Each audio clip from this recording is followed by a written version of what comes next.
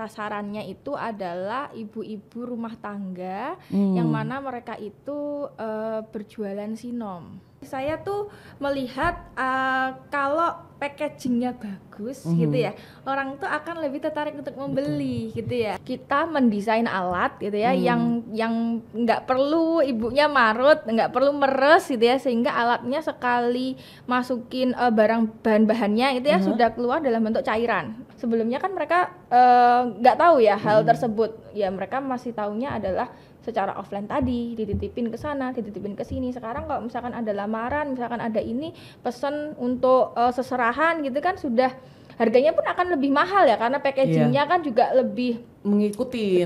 Mengikuti. Jadi yang biasanya sinomnya dijual hanya 10.000 gitu ya, sekarang karena packagingnya bagus dan lain bisa ratusan ribu hanya dengan beberapa botol kita pack dengan packaging yang bagus.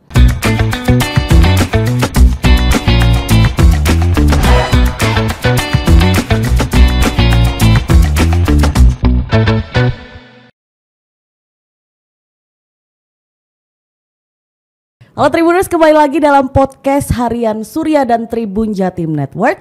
Cakap sana, cakap sini bersama saya Cindy yang sudah lama sekali tidak nge-host karena di sini spesial. Akhirnya saya ada lagi sudah bersama Mbak Krisna. Mbak aja ya panggilnya ya. Iya boleh, Mbak Krisna yang merupakan salah satu dosen muda dari ITATS. Betul ya Mbak ya. Nah di sini teman-teman Tribuners, di sini kita mau ngebahas tentang salah satu program PKM yang lolos di tahun ini ya Mbak?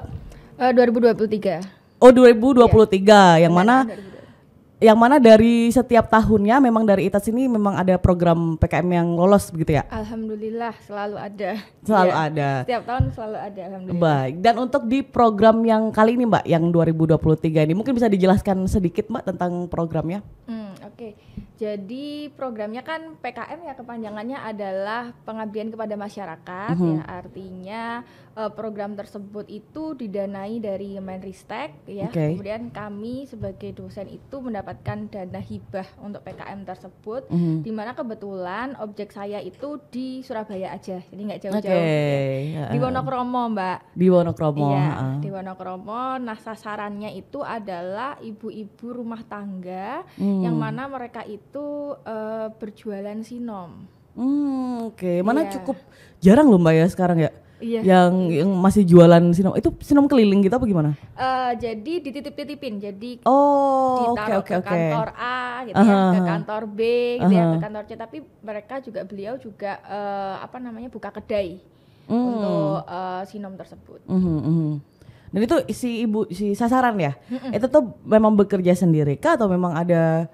Enggak, jadi dia itu sekumpulan ibu-ibu rumah tangga gitu loh. Oh gitu. Iya, jadi ada 5 orang gitu ya, ibu-ibu rumah tangga yang kemudian mereka bekerja sama gitu untuk membuat sinom bersama-sama ya. Ada yang misalkan ada yang marut awalnya, kemudian ada yang menjajakan, artinya ngirim ke kantor A, ngirim ke kantor B gitu ya. Kemudian ada yang packaging seperti itu. Nah, karena menurut saya itu sangat berpotensi ya, karena kan mereka ingin mandiri secara finansial misalkan, sehingga saya melihat ada chance tersebut, akhirnya saya kulik ya, apa sih yang bisa saya tingkatkan, apa yang bisa saya bantu dari ibu-ibu itu. Kemudian saya cobalah membuat proposal, saya upload, kemudian alhamdulillahnya terdanai seperti itu di tahun 2023. Jadi programnya itu baru selesai Desember 2023. Oh, berarti untuk jangka waktu programnya sendiri berapa lama Mbak? Kalau kita upload proposal itu di awal tahun 2023, terdanai sekitar Agustus biasanya ya, pencairan dananya di Agustus, program berjalan di Desember 2023 harus sudah selesai, baik programnya dan juga pelaporannya, seperti itu. Nah kemudian kalau dari si kumpulan ibu-ibunya sendiri ini tuh responnya tuh gimana Mbak ketika Mbak Krisna hadir dengan membuat program untuk membantu mereka itu? Jadi mereka itu sangat welcome gitu loh, karena tidak expect gitu akan mendapatkan bantuan gitu ya. Nah bantuannya itu kan berupa saya menghadirkan 2 program yang saya usung gitu ya, yang pentolannya gitu ya. Yang pertama adalah teknologi minim kontak, artinya karena mereka produksinya adalah makanan ya Mbak ya, akan lebih higienis ketika teknologinya minim kontak sehingga tidak dipegang langsung gitu ya, sehingga konsumen kan seperti yang marut tadi iya, gitu. betul. Oke. Awalnya kan marut kan berarti kan kalau Pasti, industri rumah tangga kan ya kita marut betul. biasa aja gitu kan. Kemudian saya berpikir gimana ya untuk meningkatkan penjualannya biar konsumennya itu lebih trusted gitu ya, lebih mau beli. Oh mungkin dengan cara meningkatkan higienitas gitu ya. Gimana meningkatkan higienitas? Oh ya mungkin teknologinya itu ya saya kulik, saya buat lebih minim kontak sehingga apa namanya pada saat proses pembuatannya itu sama sekali tidak ada campur tangan langsung secara langsung, dan juga packagingnya bagaimana ketika menuangkan dan seterusnya. Kemudian sama satu lagi itu adalah pemasarannya dengan e-commerce gitu ya. Sekarang sebelumnya berarti belum sebelumnya kesana ya. hanya di apa namanya dijajakan di kedai sama dititip-titipin gitu aja gitu. Artinya kan kurang menyebar luas Betul, gitu ya. pasarnya cuma offline aja nih, belum ke online. Pasarnya hanya offline aja. Nah, padahal kan kalau misalkan sekarang nih saya tuh melihat kalau packagingnya bagus gitu ya, orang tuh akan lebih tertarik untuk membeli gitu ya. Secara visual menarik Secara gitu ya Mbak visual ya. menarik, dan juga sekarang kan di Shopee ataupun di mana gitu kan kita bisa custom order lah. Saya minta botolnya yang ini untuk seserahan lamaran misalkan gitu. Oh berarti diajarin untuk custom dan lain-lain juga. Iya, Oke. saya ajarin juga untuk custom botolnya tuh yang agak bagus Bu gitu ya, biar agak menarik gitu. Botolnya yang misalkan bentuknya sekarang tuh yang kekinian tuh yang kayak model-model bentuk kopi atau yang apa gitu, yang botol-botol bagus gitu. Kemudian kita masukkan di Shopee itu kan bisa pre-order gitu ya, artinya ketika memang ada orang yang order sekian gitu ya, sehingga kan mereka lead time-nya bisa menunggu ya customernya itu, sehingga ya sasarannya akan lebih luas lagi gitu kemarin. Oke, ini balik lagi ke yang apa tadi Mbak, minim kontak.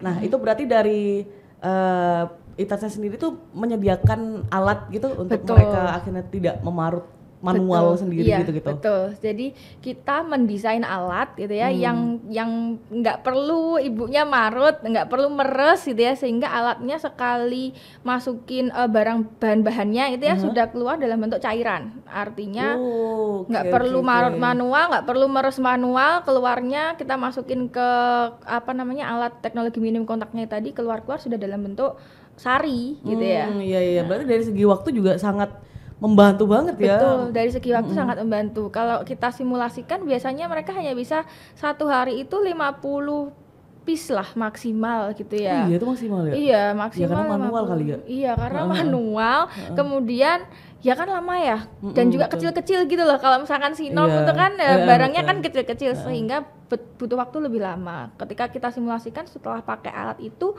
biasanya 50 piece per hari bisa 200 piece per hari gitu. Bisa berapa tuh? 4 kali lipat itu? Betul, 4 kali lipat. Wow. Iya, kenaikannya. Oke, dan untuk dari penerimaan dari sasarannya sendiri itu gimana Mbak? Maksudnya kan pertama misalkan mereka itu kan nggak begitu ramah dengan internet.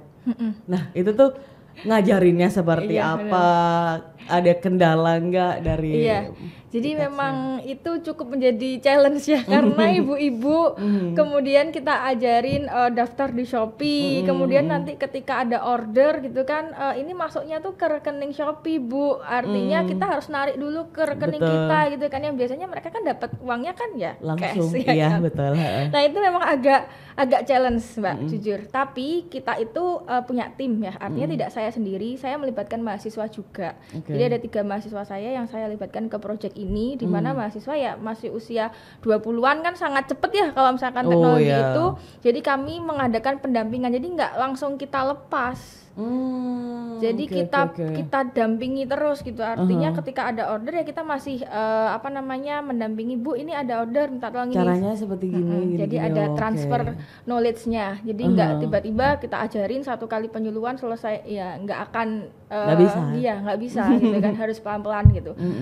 Dari kita masukin fotonya, foto katalognya, kita ajarin ngefoto yang estetik tuh kayak gini Bu gitu. Jadi anak-anak mahasiswa kan pinter-pinter tuh ya, yang sekarang zaman sekarang kan Instagramnya bagus-bagus ya, betul. cara bikin layout dan lain sebagainya itu dibantu sama teman-teman mahasiswa juga. Cara uploadnya seperti ini gitu ya. Kemudian nanti kalau ada order apa yang harus dilakukan, ketika ordernya selesai apa yang harus dilakukan gitu ya, untuk menarikan dana seperti apa. Nah itu kita sampai sekarang itu masih terus mendampingi, karena memang tidak akan bisa kalau satu kali pendanaan atau satu kali waktu penyuluhan selesai itu tidak akan bisa.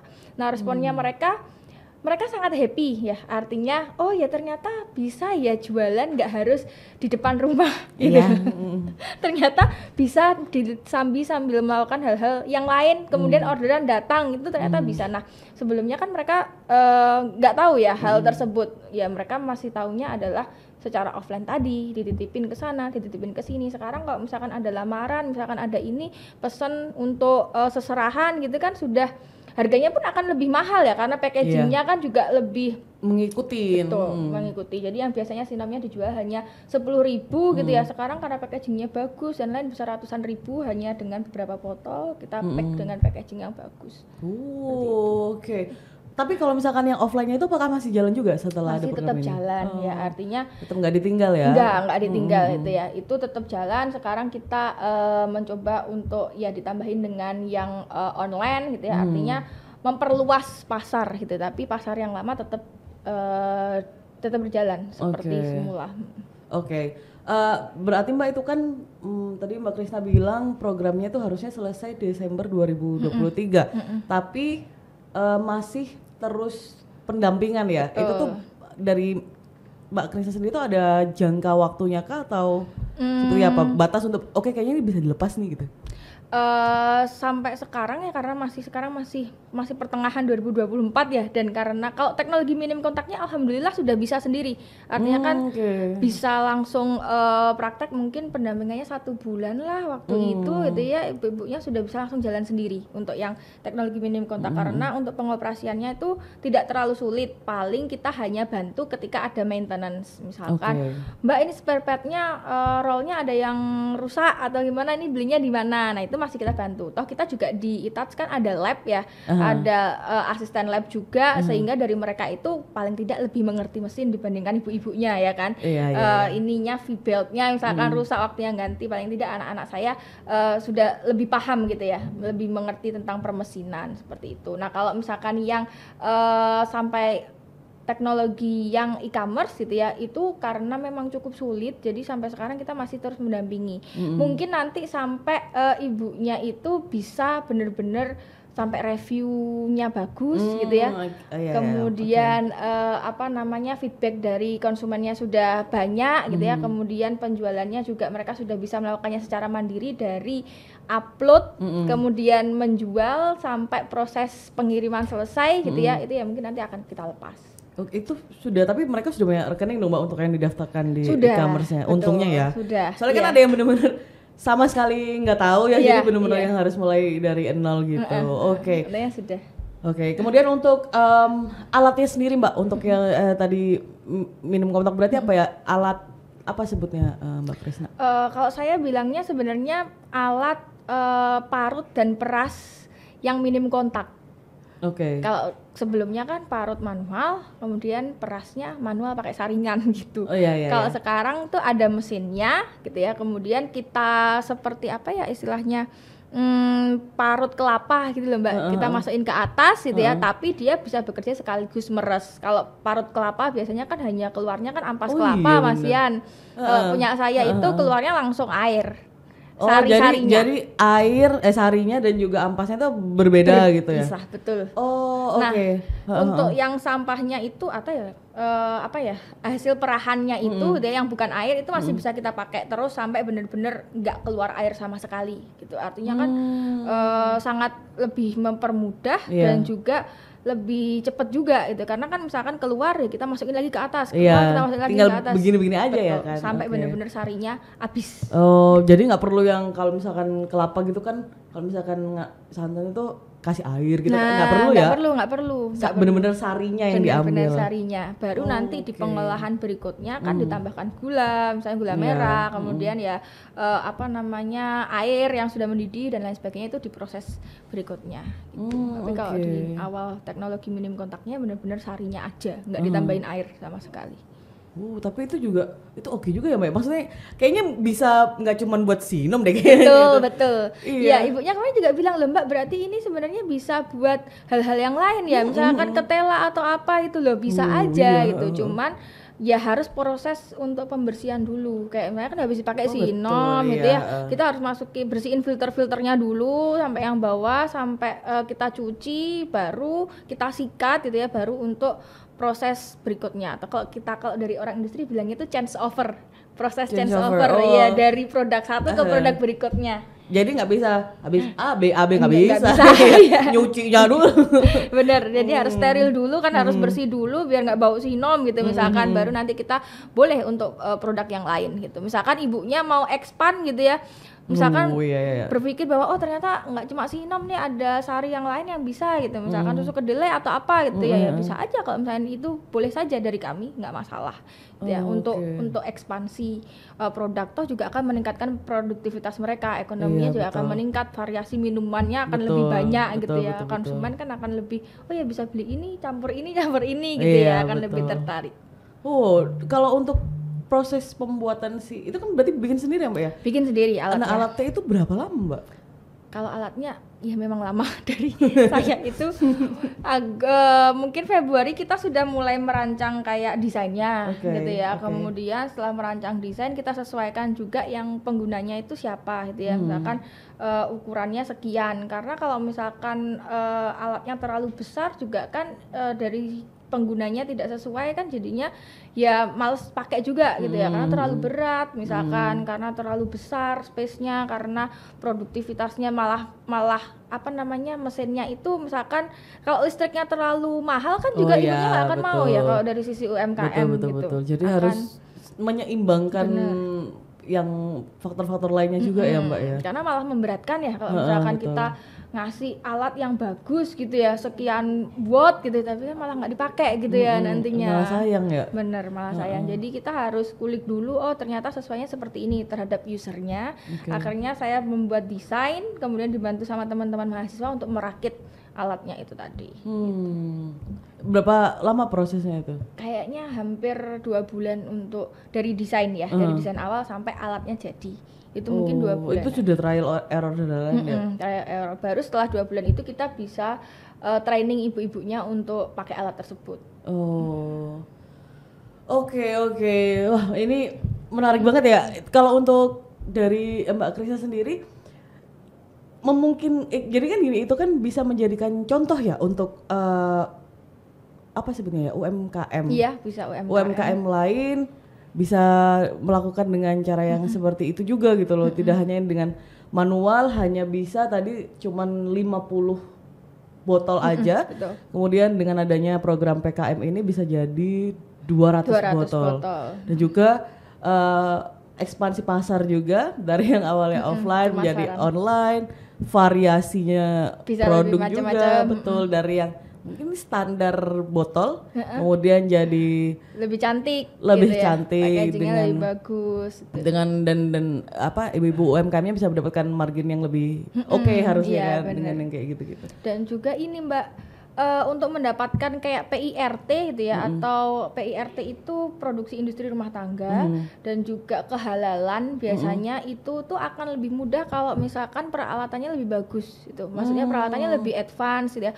Ini tuh nggak pakai tangan sama sekali gitu loh. Artinya lebih higienis gitu ya.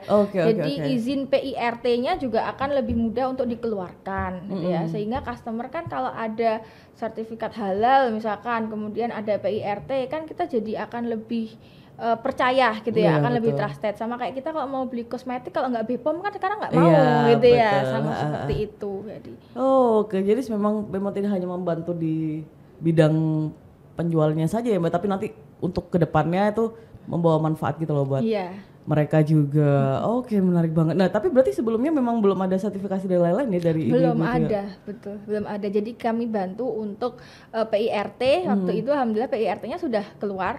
Tapi kalau untuk yang sertifikat cepat ya berarti cepat. gitu. Kalau PIRT itu 3-4 minggu asalkan kita syarat-syaratnya sudah comply gitu ya, dokumentasinya bagus, kemudian urutan kerjanya bagus, itu cepat.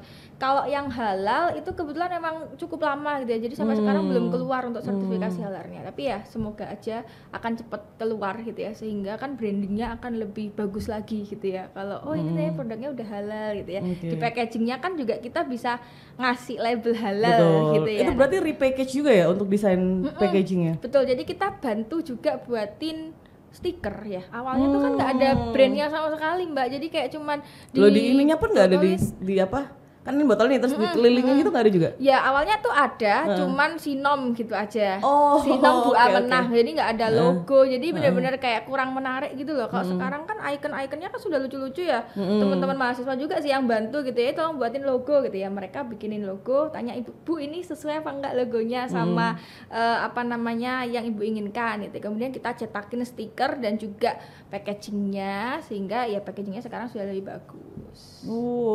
Oke. Berarti termasuk desain grafis juga ya Mbak ya? Mantunya.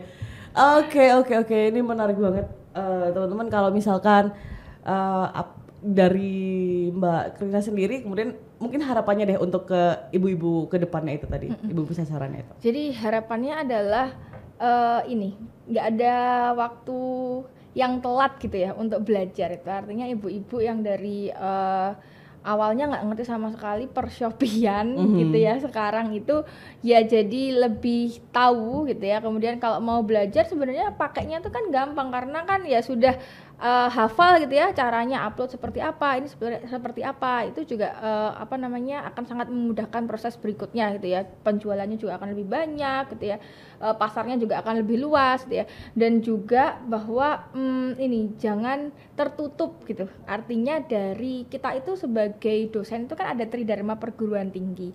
Salah satunya itu pengabdian, dan itu dituntut setiap semester kita harus melakukan hal tersebut gitu ya.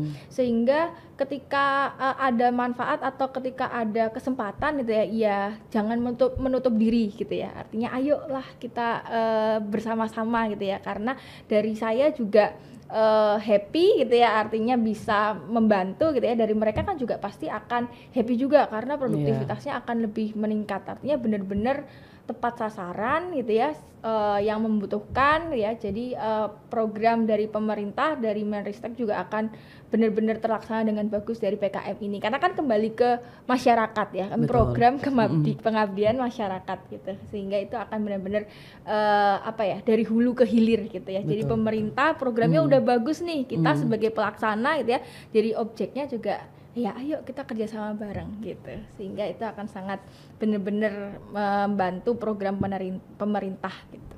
Oke, baik, terima kasih Mbak Krisna buat waktunya, buat penjelasannya, dan tadi menarik sekali mendapatkan dari ibunya.